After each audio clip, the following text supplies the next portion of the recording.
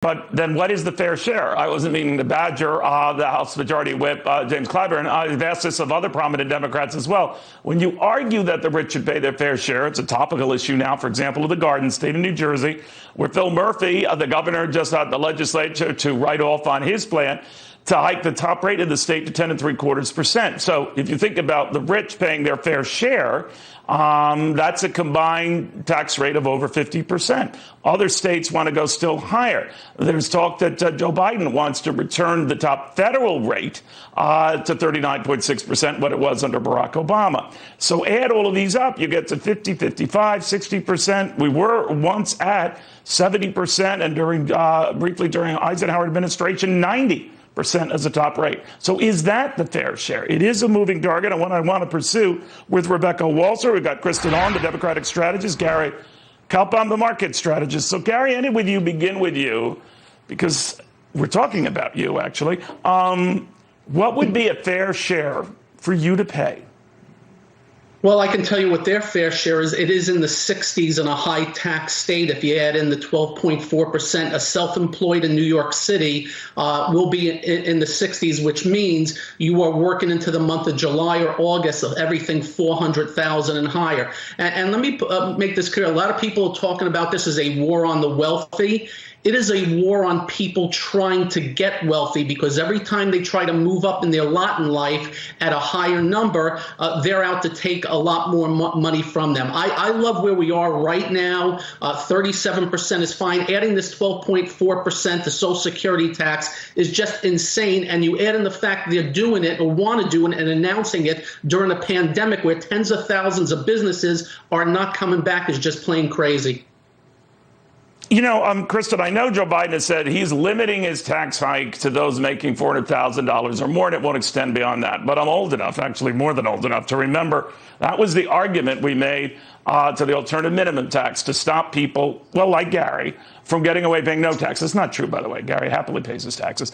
But it was meant to stop that. And instead, it grew from sort of targeting millionaires and the rich who had very clever accountants to a third of all taxpayers today. So what's to stop me from thinking, here we go again?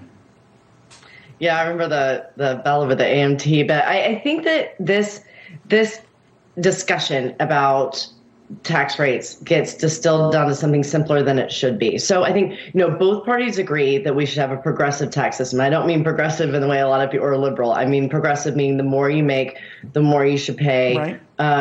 For things like national defense, to fund education, that type of thing. We're talking about more than just income taxes here. I think where we need to have a larger national discussion is, you're talking about, the larger deductions. You're talking about estate taxes. You're talking about capital gains.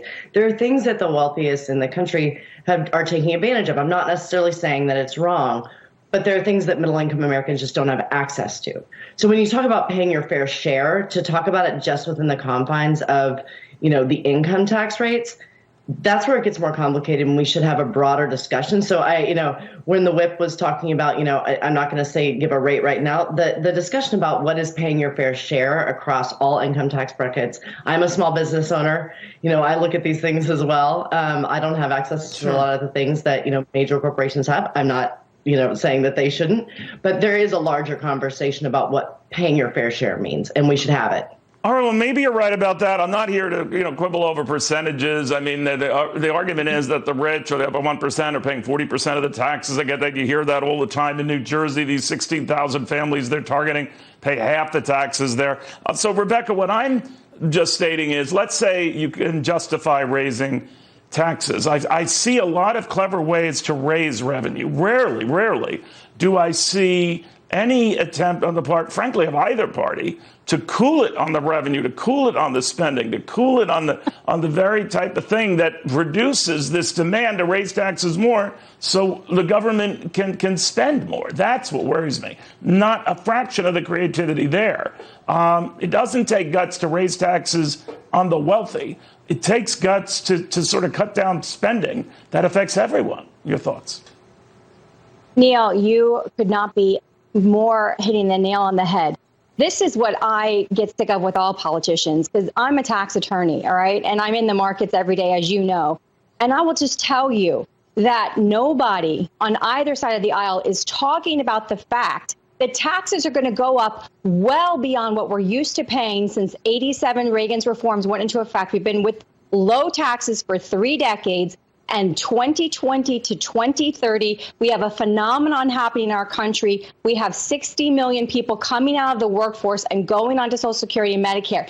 And that demographic shift alone, the CBO itself in 2008 already projected that the middle class tax rate just from that will go from 25% to 63%. This is a CBO report from 2008. Nobody's talking about this. So I get frustrated with a presidential election where we have a candidate saying, yeah, I'm just going to raise taxes on the 1%. No, I'm sorry. That won't even pay for your programs, not alone the fact that we cannot afford what we've already promised all of our baby boomers. So let's get real and let's talk real tax policy, because we just are running out of money with the debt we have and the boomers' retirement. You know, Gary, we do know from the Reagan example that was just, used there that, tax cuts for revenue, the fault with both parties is that they take that revenue and then some and spend it. And that's what builds on our deficits. But this notion that, you can tax any group and consistently raise revenue from that group was squashed in Illinois when they had a surtax on the wealthy, and a lot of the wealthy left. And that's the similar threat that's happening and hurting states like California, New York, and New Jersey, where a lot of those folks are simply moving to Florida or Texas or safer financial compounds. What do you make of that? Well, here's a neat trick.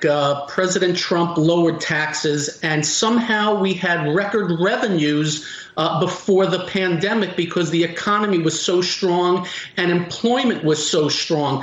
Joe Biden wants to do this because he wants to raise $4 trillion over 10 years.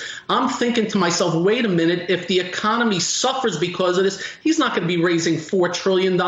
He's going to raise maybe $1 or $2 trillion and have a shortfall. But you said it best early, Neil, and I'll just give you simple numbers. In the year 2000, federal spending was $1.8 trillion. This year, before the pandemic, was $4.5 trillion. And I must tell you, I'd love to see an accounting of every dime being spent, because I don't know where it's going. If we don't tackle the spending of the federal government, nothing ever good's going to happen. And they're going to find any excuse to tax the living daylights out of us and take profits out of the economy and put it in their hands. All right, just don't trust politicians with this. Both parties have proven with all the excess spending that it's running out of control. Guys, I want to thank you all very, very much. This is an issue that will likely come up.